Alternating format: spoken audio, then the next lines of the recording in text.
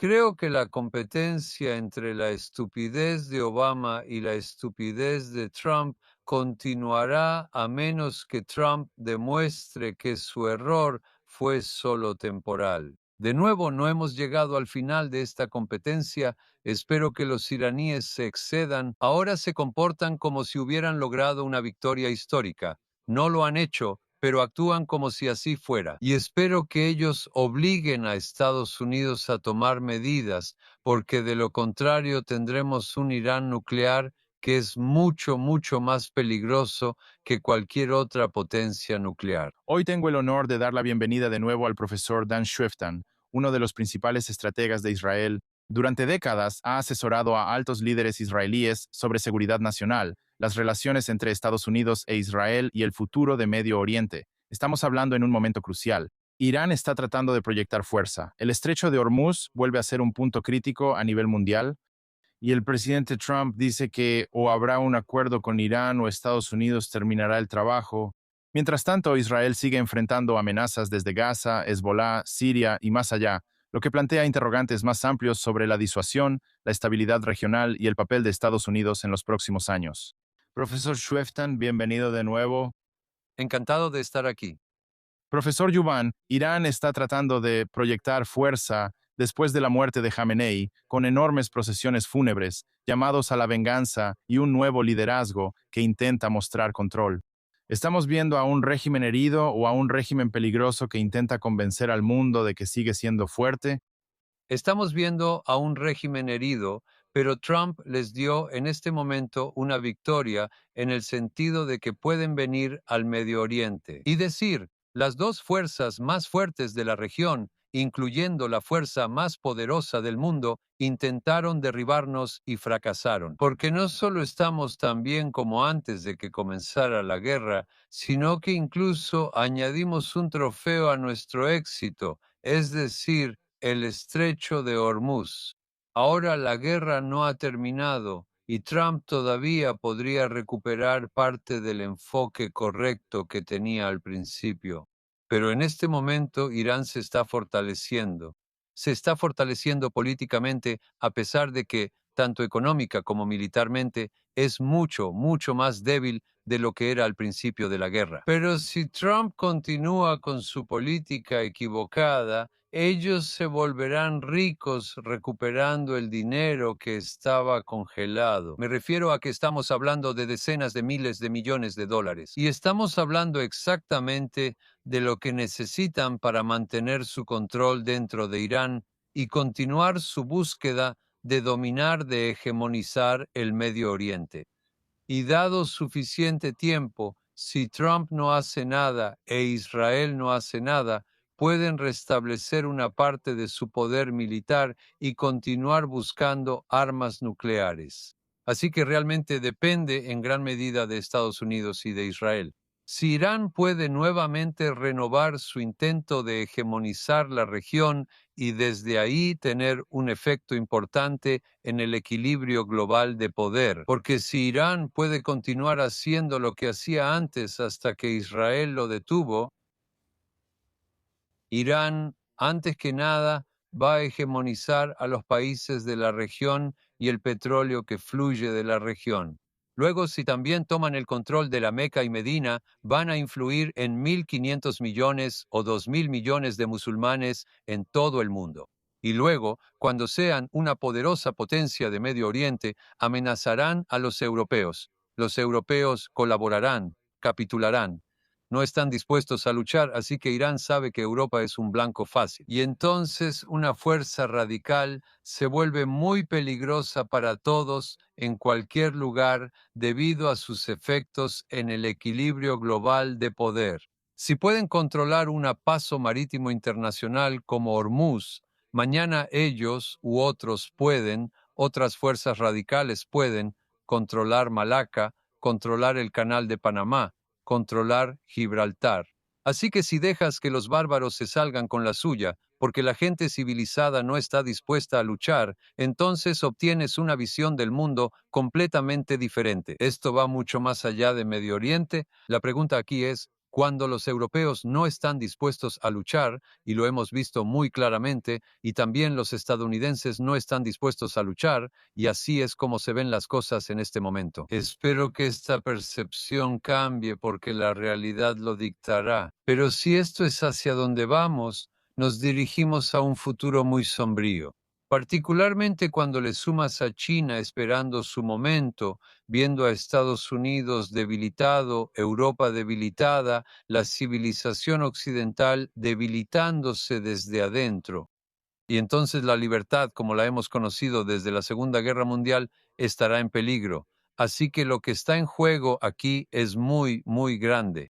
Ahora, sabemos que Irán no puede derrotar militarmente a Estados Unidos e Israel, pero cuando se trata de diplomacia es otra historia. Algunas personas dicen que Irán nunca ha perdido una negociación. ¿Qué piensas sobre eso? Creo que la competencia entre la estupidez de Obama y la estupidez de Trump continuará a menos que Trump demuestre que su error fue solo temporal. De nuevo, esta competencia aún no ha terminado. Espero que los iraníes vayan demasiado lejos. Ahora se comportan como si hubieran logrado una victoria histórica. No lo han hecho, pero actúan como si así fuera, y espero que ellos obliguen a Estados Unidos a tomar medidas, porque de lo contrario tenemos un Irán nuclear que es mucho, mucho más peligroso que cualquier otra potencia nuclear, porque si ves a los bárbaros con armas nucleares, y aquí me refiero principalmente a los norcoreanos y de otra manera a los pakistaníes, ¿qué tienes? Hay una consideración local, a saber, estos países quieren preservar su régimen, pero no planean extender su influencia sobre un área mucho más grande, amenazando todo el equilibrio global de poder. Aquí tienes un elemento dinámico. Cuando consigan, si es que consiguen armas nucleares, si Israel no está ahí para detenerlo, entonces las repercusiones pueden ser enormes, mucho más allá de lo que hemos visto en Corea del Norte y en Pakistán. Por cierto, si Estados Unidos hubiera tenido un Israel, otro Israel junto a Corea del Norte, no creo que los norcoreanos hubieran tenido armas nucleares. Recuerda, es gracias a Israel que Saddam Hussein no tenía armas nucleares. Estados Unidos estaba en contra de la destrucción del arma nuclear que Saddam Hussein estaba construyendo. No solo Estados Unidos se opuso, sino que un presidente estadounidense amistoso, Ronald Reagan, aplicó sanciones a Israel porque Israel destruyó el arma nuclear, el proyecto nuclear de Saddam Hussein. Israel luego destruyó el proyecto nuclear sirio. Así que, si no fuera por Israel, ya sea desafiando a Estados Unidos como en el caso de Irak, o haciendo lo que los estadounidenses debieron haber hecho ellos mismos, pero no estaban dispuestos a hacer con respecto al arma nuclear de Assad, hoy tendríamos un mundo muy, muy diferente. Y si no impedimos que los iraníes sigan por este camino, entonces los resultados serán de gran alcance, incluso catastróficos, no solo para el Medio Oriente, sino, como mencioné antes, mucho más allá del Medio Oriente. Porque una vez que este régimen tenga la inmunidad que les dan las armas nucleares, entonces podrán hacer cosas que nunca hemos visto antes. Con un régimen yihadista radical que puede movilizar a bárbaros en todo el mundo para intentar cambiar lo que hemos logrado durante mucho tiempo, lo que la civilización occidental ha logrado nuevamente debido a la combinación de la disposición de los bárbaros a luchar hasta el final, y el hecho de que en la civilización occidental el único país que está dispuesto a defender los valores de la civilización occidental y, por supuesto, al defenderse a sí mismo, al defender su propia existencia. No es que Israel esté ahí para defender valores,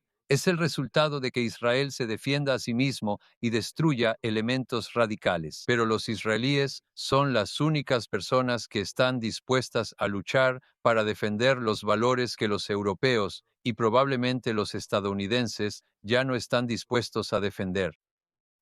Ahora, ¿qué crees que es más importante para los iraníes, el programa nuclear o sus grupos proxy? Sabemos que en el memorando de entendimiento no querían ceder tanto con Hezbollah. ¿Y qué piensas sobre Estados Unidos? No se dieron en nada. Una cosa no excluye a la otra. Quieren perseguir ambas. Y desafortunadamente, hasta ahora, no hemos hecho lo suficiente para impedir que sigan buscando armas nucleares, y no hemos hecho nada. Incluso los estadounidenses, incluso han sido contraproducentes al intentar impedir que utilicen a sus grupos proxy. Y de nuevo, hegemonizando la región. Ya han hegemonizado antes de la guerra Líbano, Siria, Irak y Yemen. Y llegarán mucho más lejos si no se les detiene. El memorando de entendimiento le dio a Irán el control sobre Líbano. Y es solo Israel quien está forzando un enfoque diferente, diciendo que no reconocemos el control iraní y promoviendo un acuerdo israelí-libanés. El acuerdo israelí-libanés está en contradicción directa con el memorando de entendimiento porque dice que Israel y Líbano afirman conjuntamente que no permitirán que Irán lo haga. Ahora, los libaneses pueden hacer declaraciones. Israel puede usar la fuerza e Israel debe usar la fuerza y usará la fuerza y ha usado la fuerza para evitar que Irán reconstruya a Hezbollah. Pero sigue siendo una pregunta abierta. ¿Hasta qué punto los estadounidenses obstaculizarán que Israel ayude al gobierno libanés a restablecer su soberanía? ¿O ayudarán al Líbano como Estados Unidos se comprometió en el acuerdo israelí-libanés bajo auspicio estadounidense? Entonces, de nuevo, depende de cuánto esté dispuesto Trump a ceder ante los iraníes, como lo hizo con el memorando de entendimiento. Todavía tengo la esperanza de que los iraníes obliguen a Trump a cambiar de rumbo nuevamente y a retomar el rumbo anterior que ya logró mucho y podría haber logrado mucho más. Y ahora está retrocediendo, pero se puede restablecer. Ahora, hemos visto declaraciones de Trump y Vance criticando a Israel por responder a los ataques de Hezbollah. ¿Qué opinas sobre eso? Nunca mencionaron que es una respuesta. Criticar a Israel es el deporte internacional. Deberían hacer unos Juegos Olímpicos sobre eso. E Israel es lo suficientemente fuerte como para ignorar incluso la oposición estadounidense hasta cierto punto. Ciertamente es capaz de ignorar a los europeos, porque si Israel no hubiera estado en posición de ignorar a Europa, Israel no existiría. Si Israel hubiera escuchado a Europa, Israel no existiría hoy. Y de nuevo, Saddam Hussein habría tenido armas nucleares y los sirios habrían tenido armas nucleares y no podrías vivir en Israel por lo que los palestinos le habrían hecho a Israel, como lo hicieron en la Segunda Intifada. Gracias a Dios que podemos ignorar a Europa, porque si no ignoramos a Europa, Israel no existirá. Pero a Estados Unidos podemos oponernos cuando es absolutamente necesario. A veces no tenemos opción porque los estadounidenses también nos ayudan en gran medida. Necesitamos escucharlos, no podemos ignorarlos.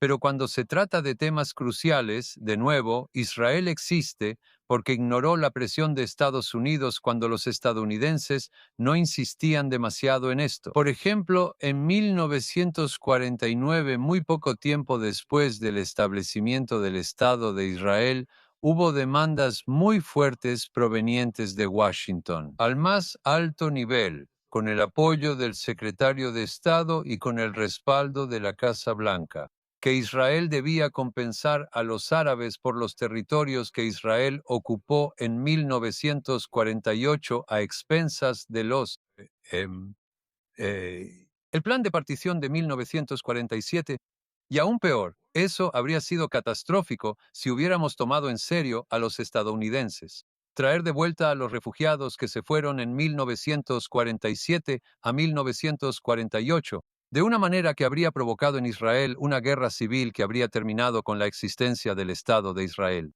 Y Estados Unidos amenazó a Israel rechazando su ingreso a las Naciones Unidas. Y en ese momento teníamos un embargo de Estados Unidos contra Israel, e Israel dijo que no, e Israel existe porque dijo que no. En 1953, en la desviación de las aguas del Jordán hacia el Negev, Estados Unidos socavó la posición israelí. En 1956, Estados Unidos apaciguó a Gamal Abdel Nasser y Eisenhower cometió un gran error. Y Kennedy continuó con esa política para fortalecer al régimen más radical en Medio Oriente. Eso fue malo para Israel, malo para Estados Unidos, malo para todos. Y durante 15 años este error estadounidense lo hizo. En 1977, Jimmy Carter intentó imponerle a Israel y Egipto algo que los israelíes y los egipcios no querían. Y finalmente, Sadat logró obligar a Jimmy Carter a dar un giro de 180 grados. En esta guerra, Estados Unidos comenzó a detener la guerra a principios de 2024, y si lo hubieran logrado, habríamos estado en una situación terrible. Y también, en contra de la política estadounidense, invadimos Líbano desde el sur. Matamos a Nasrallah en Beirut. Así que tenemos una larga historia cuando las cosas se ponen difíciles, cuando se trata de los intereses vitales reales de Israel, de rechazar los grandes errores de Estados Unidos y de hacer lo que es absolutamente necesario para Israel. Ahora, de nuevo, no puedes hacerlo todos los días, no puedes hacerlo en cada asunto menor. Solo puedes hacerlo cuando se trata de cuestiones absolutamente esenciales, a veces existenciales, que conciernen a Israel. Pero puedes rechazar la presión estadounidense de nuevo, no todos los días, no en cada asunto. Muy a menudo tenemos que aceptar las imposiciones estadounidenses. Pero creo que si ves el panorama general, Estados Unidos ayudó a Israel mucho más de lo que socavó su posición. Así que cuando quieres seguir contando con la ayuda estadounidense, a veces debes ceder, incluso cuando lo que los estadounidenses sugieren no es recomendable. Por ejemplo, creo que fue un gran error que el memorando de entendimiento reconociera la posición de Irán en Líbano y evitara que Israel atacara Beirut. Así que atacamos Beirut solo de manera simbólica. Pero después de un tiempo, Estados Unidos aceptó básicamente la posición israelí, que es lo opuesto al memorando de entendimiento, diciendo, a menos que Hezbollah se desarme, las fuerzas israelíes seguirán permaneciendo en Líbano. Con la aceptación del gobierno libanés, con el reconocimiento del gobierno libanés que Israel solo puede salir del Líbano cuando Hezbollah esté desarmado, lo cual, por cierto, nunca sucederá. No creo que el gobierno libanés pueda desarmar a Hezbollah. Me encantaría que el gobierno libanés desarmara a Hezbollah, pero Israel tendrá que golpear a Hezbollah tan fuerte que el gobierno libanés pueda funcionar sin que Hezbollah le dicte. Así que ya tenemos, después del memorando de entendimiento, una demostración de lo que Israel debe hacer debido a la presión estadounidense y lo que Israel puede hacer a pesar de la presión estadounidense. Ahora, ¿puede Israel seguir basando su futuro en el apoyo estadounidense? Trump va a dejar el cargo y la próxima administración, quién sabe cómo será. ¿Cree que Israel tiene que prepararse para un mundo donde Washington sea menos predecible, tal vez actuar por su cuenta o buscar otros aliados? ¿Qué opina al respecto? Mira, la existencia de Israel no depende de esta o aquella administración en Washington, y la pregunta no es si podemos permitirnos eso o no, sino cuál es la alternativa. Hay otra superpotencia importante esperando entre bastidores que sea más amigable con Israel o que tenga una mejor capacidad de entender lo que sucede en Medio Oriente que la administración estadounidense. No, solo hay dos alternativas: vas con los estadounidenses o vas sin los estadounidenses.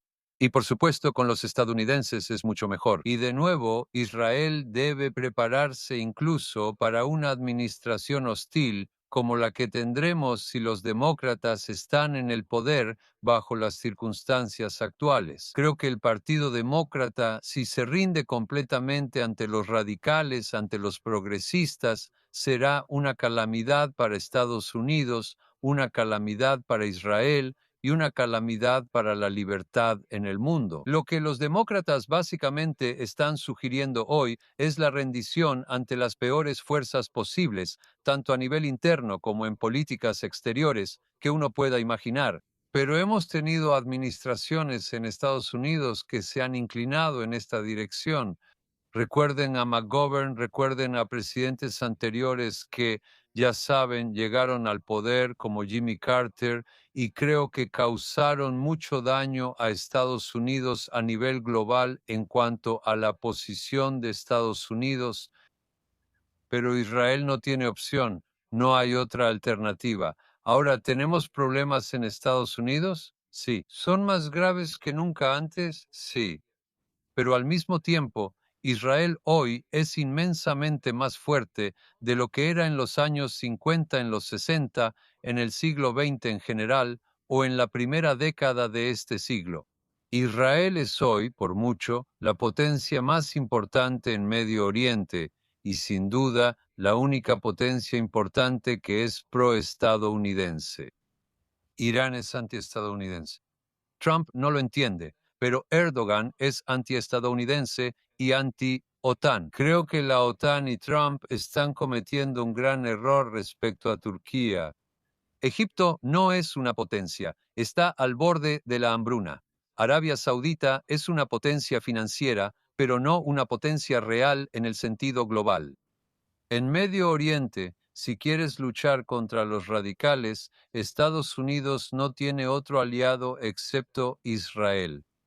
Y si los estadounidenses no luchan contra los radicales en Medio Oriente, los radicales de Medio Oriente tienden a ir a buscarte a las Torres Gemelas o al Pentágono. En otras palabras, no puedes dejar en paz al Medio Oriente. Y si quieres llevar tus portaaviones al mar de China, necesitas reemplazar la presencia estadounidense en Medio Oriente por una potencia antirradical y confiable, y esa solo puede ser Israel. Así que estamos perdiendo simpatía. Estamos ganando respeto por nuestra fuerza y por nuestra capacidad de actuar. No estoy diciendo que esto haga insignificante la pérdida de simpatía. Sigue siendo un problema muy importante.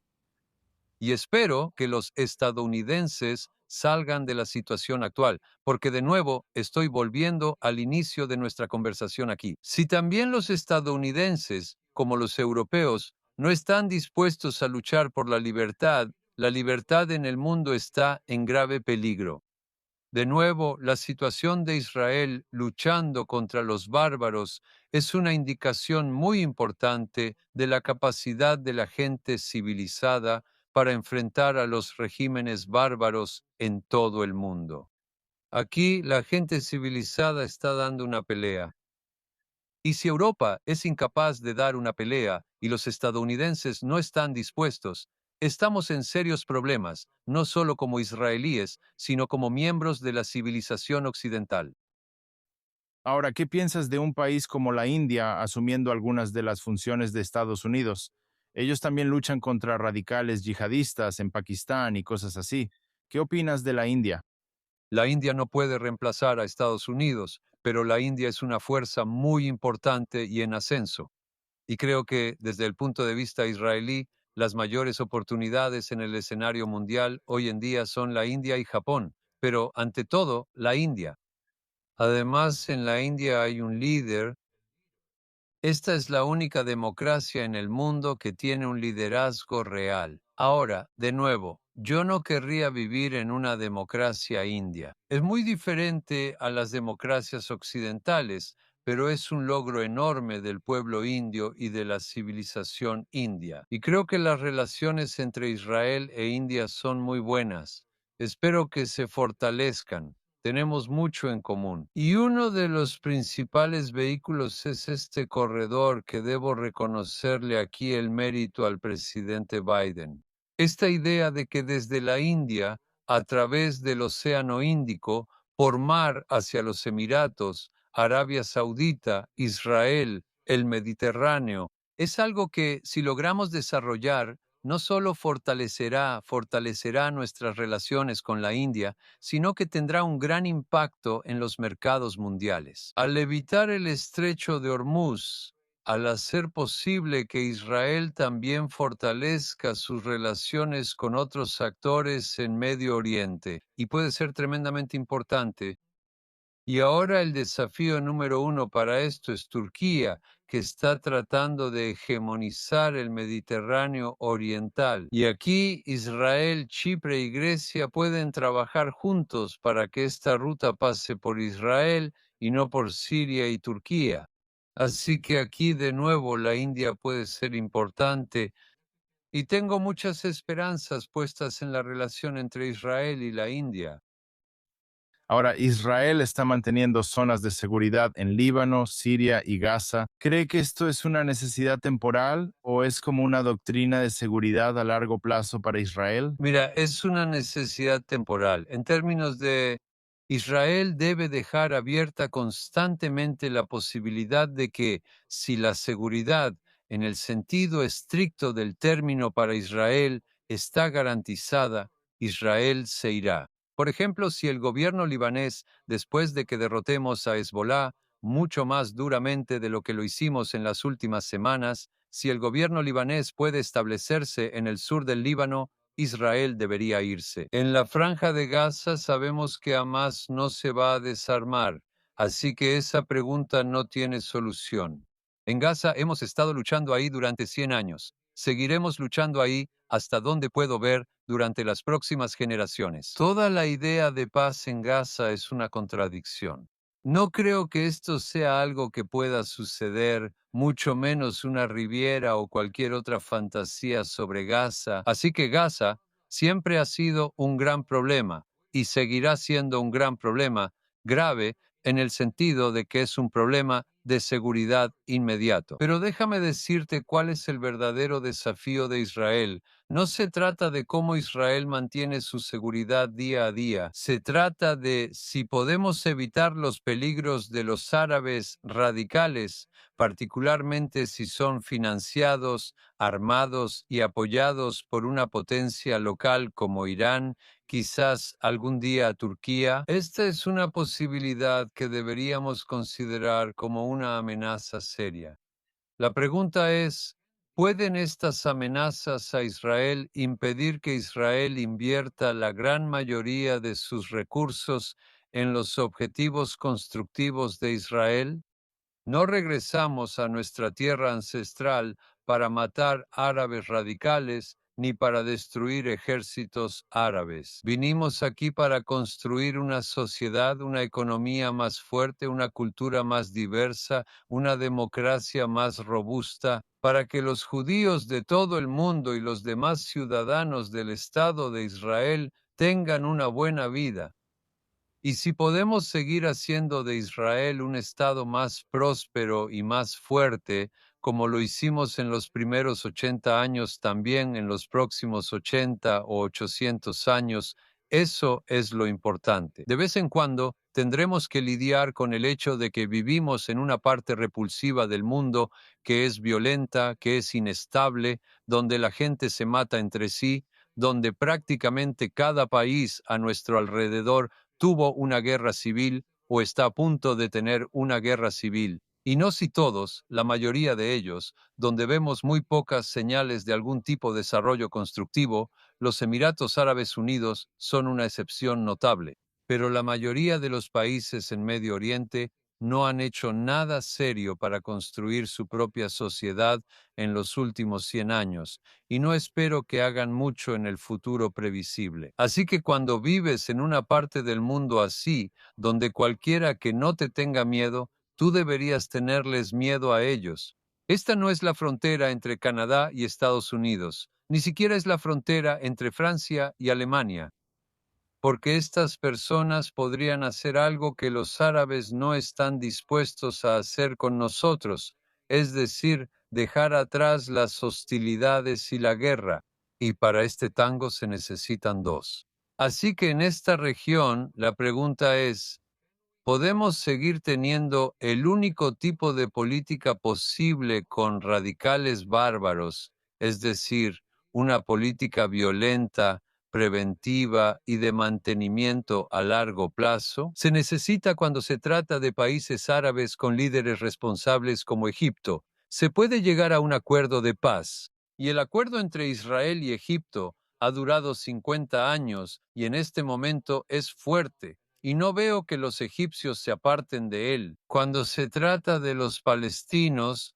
de Hezbollah en Líbano, de los hutíes, de las milicias iraníes en Irak y del régimen iraní.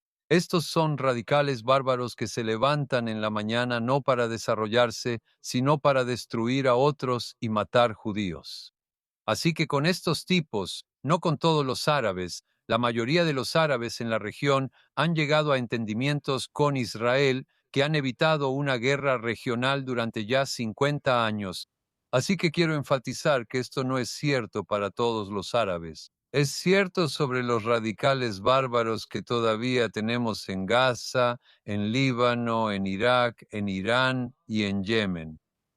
Y con estos hay que ocuparse de ellos constantemente. Es decir, en el momento en que se preparen para la guerra contigo, golpéalos y destrúyelos. Porque la única opción que tienes con estos bárbaros es o una guerra que iniciamos cuando ellos no están listos, o una guerra que ellos iniciarán una vez que sientan que están listos. Así que necesitamos asegurarnos de que ellos no estén listos.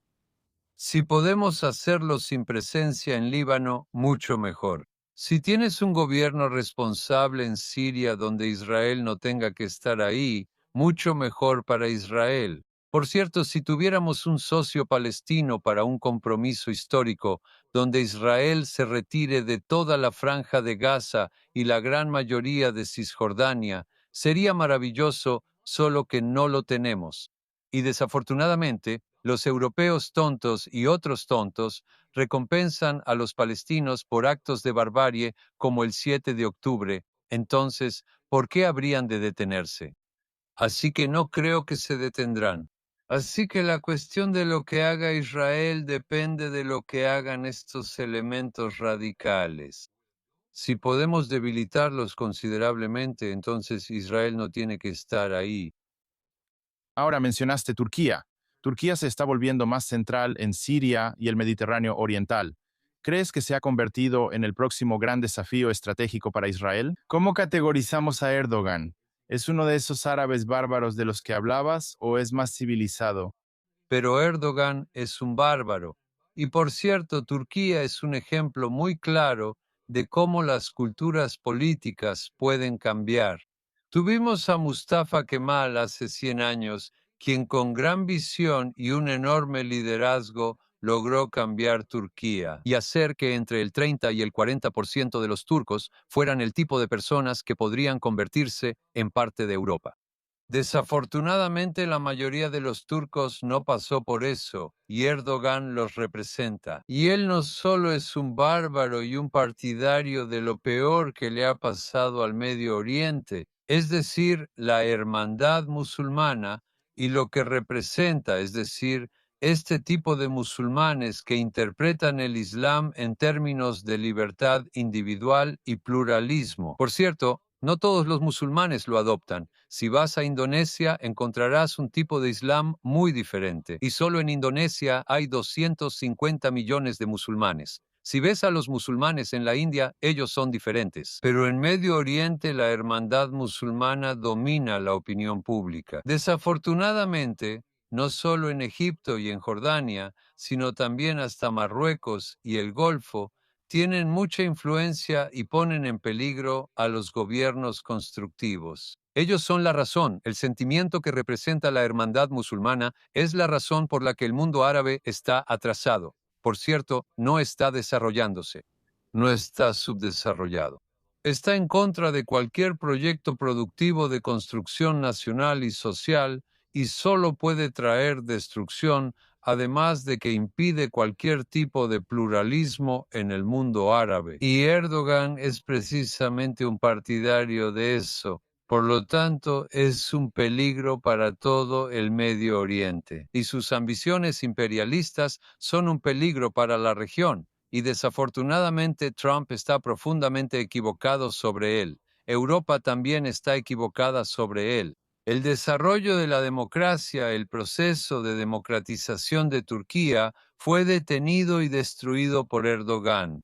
Todo lo que representa Europa, Erdogan representa lo opuesto a lo que representa Europa. Así que el hecho de que ahora los líderes de la OTAN vengan a apaciguar a Erdogan a pesar de lo que es exactamente lo opuesto a los valores europeos, es nuevamente un testimonio de la debilidad y el enfoque patético de Europa. Cuando se trata de los valores que los propios europeos han logrado con tanto éxito y le han dado al mundo, y todos hemos aprendido de los europeos.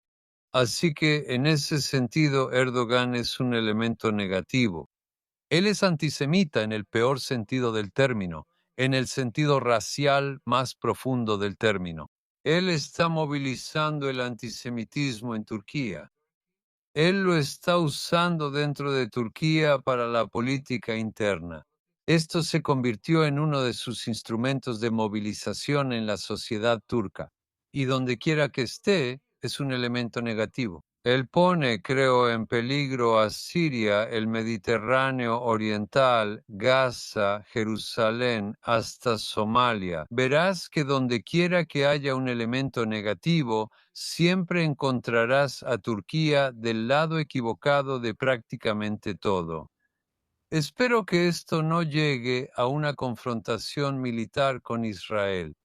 Pero aparte del nivel militar, él es un enemigo en todo el sentido de la palabra. Lo que sea bueno para Erdogan es malo para Israel, y creo que también es malo para Europa y para Estados Unidos.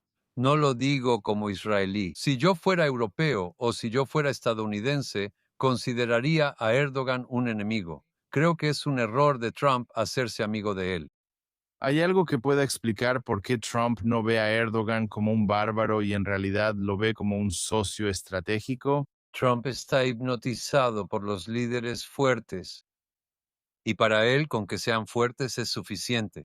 Ahora, yo no iría al otro extremo y me diría a todos por cuán democráticos son, porque hay muchas partes del mundo donde la sociedad no está lista para la democracia. Y cuando pides democracia, básicamente le das fuerza a la hermandad musulmana. Así que creo que Trump está equivocado en un extremo del espectro y Obama en Egipto en contra de Mubarak en ese momento estaba equivocado en el otro extremo del espectro. Tienes que entender que no se llega inmediatamente a la democracia. Primero intentas hacer que la sociedad sea más pluralista, más abierta respecto a los derechos de las mujeres y demás.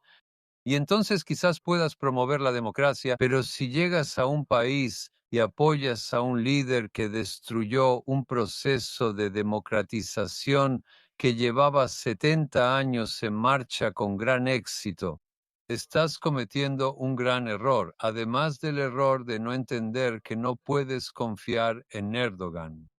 Ahora, parece que pasa lo mismo con Qatar. Tiene una gran relación con Qatar. ¿Por qué crees que es así? ¿Es solo por motivos financieros o hay algo más que está pasando allá?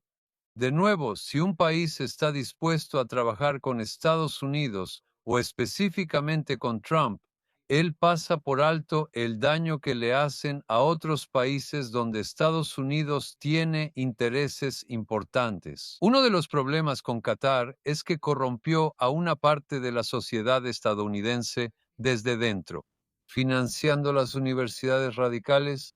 Eso, debo admitir, Trump lo identificó como un enemigo del estilo de vida estadounidense.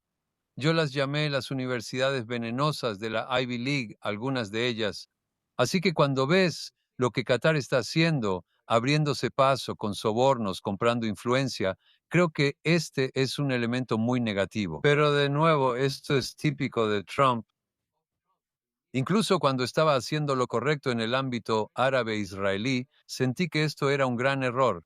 En Estados Unidos, a nivel interno, y el impacto de países como Qatar y Turquía en otros aliados de Estados Unidos, y en general piensa en Estados Unidos. También dio la bienvenida al nuevo líder de Siria en la Casa Blanca después de que ofrecieran una recompensa por él. ¿Qué opinas de eso? Creo que está bien intentar cambiar las cosas en Siria. Y no empiezas con la democracia en Siria, empiezas haciendo que no sean antiestadounidenses, trabajando con los estadounidenses, eso está bien.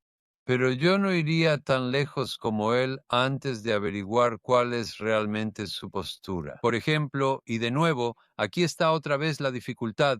Lo que Siria está tratando de hacer con Turquía es, en mi opinión, extremadamente peligroso. Así que una fuerte influencia de Turquía en Siria, entre otras cosas, desafiando a Israel, convirtiendo a Siria en una amenaza para Israel, es algo que, desde el punto de vista estadounidense, debería haberse visto como un problema. De nuevo, no estoy en contra de intentar averiguar hasta dónde se puede llegar con Shara, y no tienes que simpatizar con una persona para intentar ver si puede funcionar. Pero deberías ser mucho más desconfiado de Al-Shara que Trump.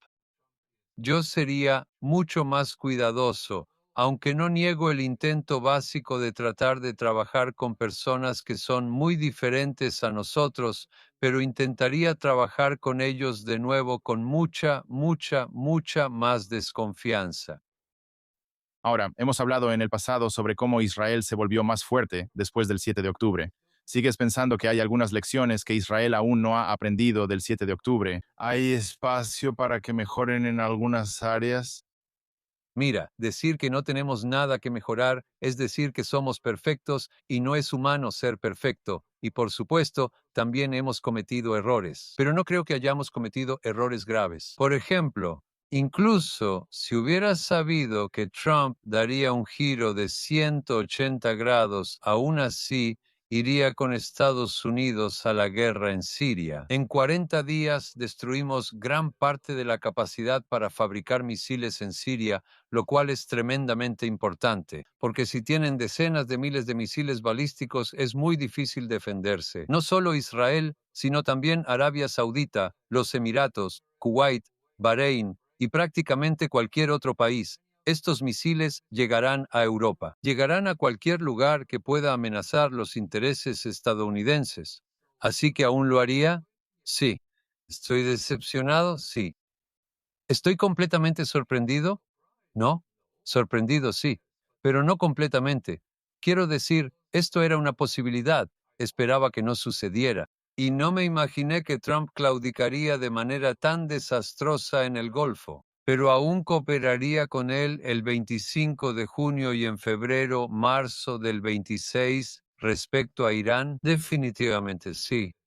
Seguiría trabajando con Estados Unidos, recibiendo ayuda estadounidense, permitiendo que los estadounidenses usen aeródromos israelíes, manteniendo esta relación profunda, muy, muy, muy profunda con el ejército estadounidense en CENTCOM. Sí. ¿Seguiría atacando a Hezbollah? Por supuesto. ¿Seguiría atacando a Hamas? Por supuesto. ¿Estamos recibiendo hoy menos de lo que quería en marzo y de lo que esperaba posible en marzo? ¿Esto ha dañado a Israel? Por supuesto, de manera considerable. ¿Habría hecho algo sustancialmente distinto de lo que hice o de lo que hizo Israel? No. Creo que algún otro primer ministro israelí habría tomado un rumbo completamente diferente. No. Siempre hay matices aquí y allá, pero básicamente no.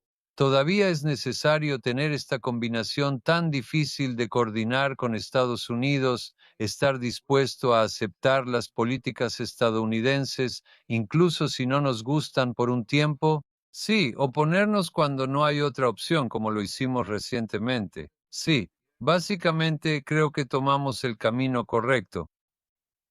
Y de nuevo, Israel hoy es inmensamente más fuerte de lo que era el 6 de octubre, sí. Hemos perdido en un aspecto de una manera muy, muy significativa, y esto es en la opinión pública occidental. Pero de alguna manera, incluso de esta pérdida, podemos aprender algo importante. Hemos aprendido cuán superficial es la base para la vida judía en el mundo occidental. Eso. Y por cierto, si Dios no lo quiera, yo estuviera en su lugar, estaría mucho, mucho más preocupado de lo que estoy como israelí. Como judío, me siento muy mal por lo que pasó en las sociedades occidentales. Como israelí, sé cómo defenderme. Creo que la vida judía en Europa se acabó y la vida judía en Estados Unidos no durará ni siquiera una generación completa.